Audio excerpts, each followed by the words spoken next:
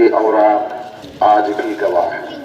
انگریزوں نے، east Indian company نے دھیرے دھیرے پورے ہندوستان پر قبضہ کر لیا، اور ہمارا ہندوستان، ہمارا بھارت جو سونے کی چڑیا کہلاتا تھا، انگریزوں نے اس میں لوٹ کھسوٹ شروع کر دی اور ہندوستانیوں پر ظلم و ستم کے پہاڑ ڈھانے لگے۔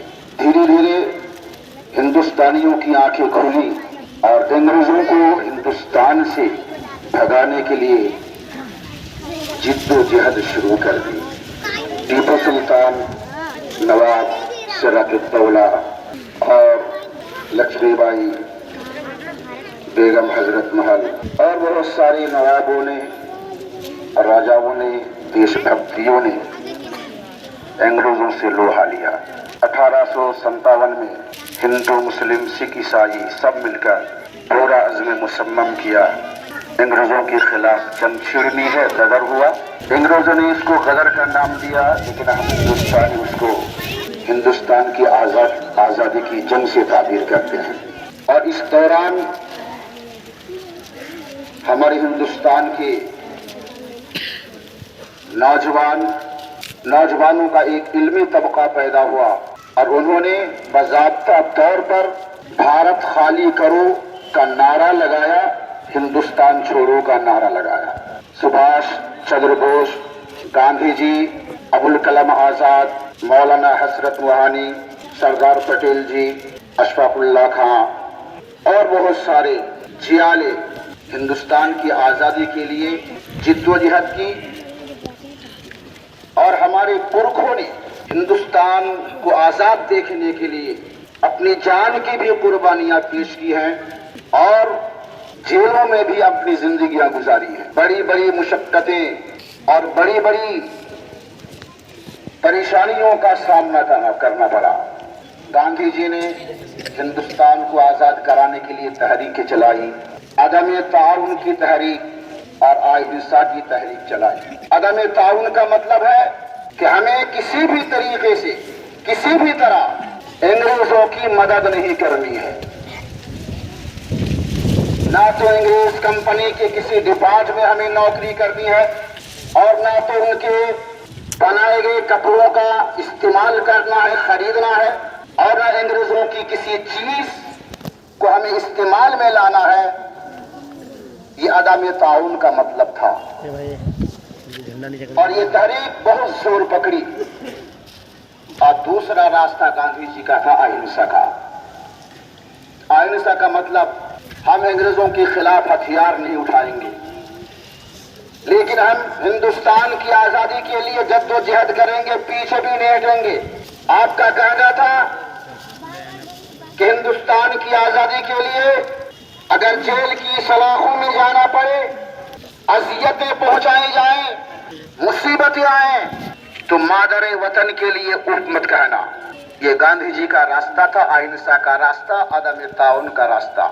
گاندھی جی نے ہتھیار نہیں اٹھایا، بندوق نہیں چلائی، گولی بارود کا استعمال نہیں کیا، لیکن گاندھی جی کے اس تحریک اور آندولن کے سامنے انگریزوں کو گھٹنے ٹیکنے پڑے، اور بالآخر 1947 میں ہمارا دیش بھارت انگریزوں کی غلامی سے آزاد ہو گیا۔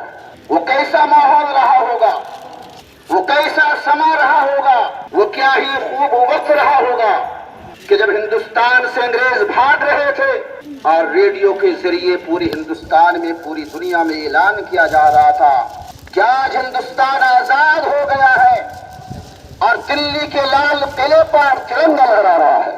خوشی کا کوئی عالم نہیں تھا، اس لیے کہ ہندوستان کا ہر شخص، ہر ویکتی خوشیوں میں سرابور تھا، سب کے چہروں پر مسکراہٹیں تھی، سب کا دل خوشی سے باغ باغ ہو رہا تھا، اس لیے کہ اب تک وہ غلامی کی زندگی گزار رہے تھے۔ جب ہندوستان آزاد ہو گیا تو اس ہندوستان کی فضا آزاد ہو گئی، اور آزاد فضا میں हिंदुस्तानियों को सांस लेने का मौका मिला। इसलिए ये 15 अगस्त 1947 में हिंदुस्तान आजाद हुआ। इसलिए सारे हिंदुस्तान वालों के लिए ये दिन की बड़ो कदरो कीमत है, और इसीलिए हमारे हिंदुस्तानी लोग इस दिन को जश्न के तौर पर मनाते हैं, ताकि हम इस तारीख को ना भूलें, इस तारीख को फरामोश ना करें। जो हिंदुस्तान की आजादी की तारीख है, इसको हमारे नौजवान बूढ़े बच्चे ना भूलें, याद रखें। किसी तारीख को और 1947 में हमारा हिंदुस्तान आजाद हुआ था। इसलिए कि जो लोग अपनी तारीख को भूल जाती है, उसे दुनिया में जीने का कोई हक नहीं होता है। इसलिए हम इस तारीख को भूल नहीं सकते हैं।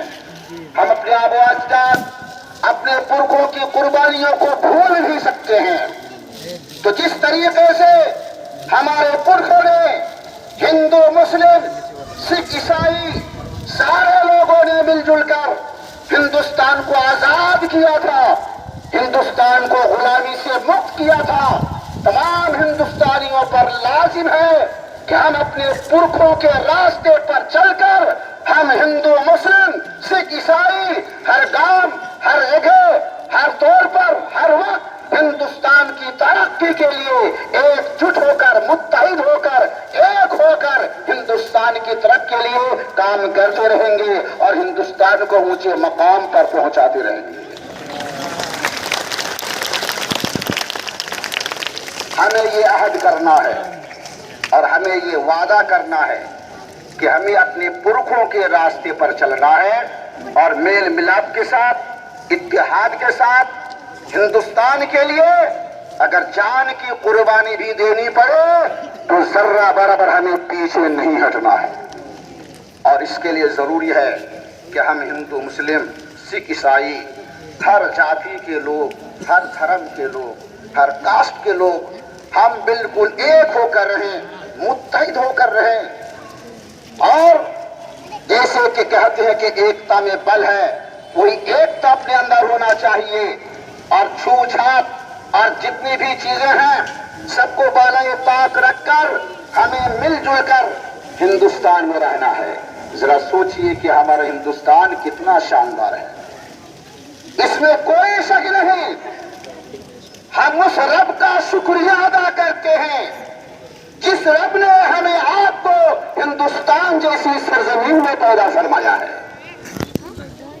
उस परवरदिगार आलम का शुक्रिया अदा करते हैं कि हिंदुस्तान की सरजमीन पर पैदा फरमाया।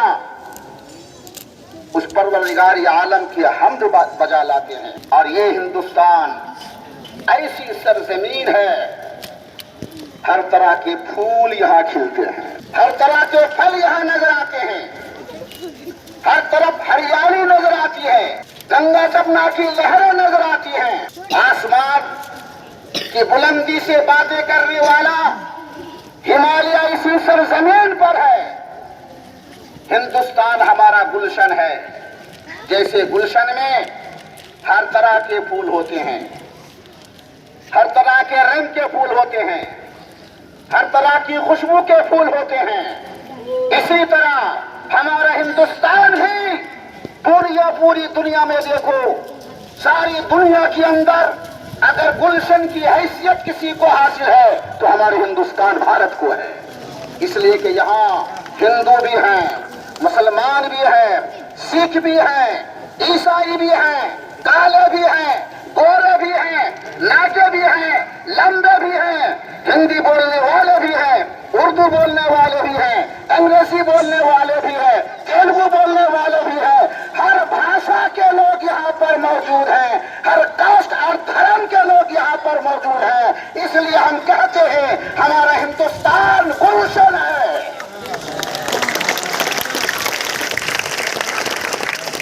जिसकी मिसाल पूरी दुनिया में नहीं मिल सकती है और हम एक होकर रहते हैं, मुत्तहिद होकर रहते हैं। इसीलिए तो डॉक्टर इकबाल ने कहा है कि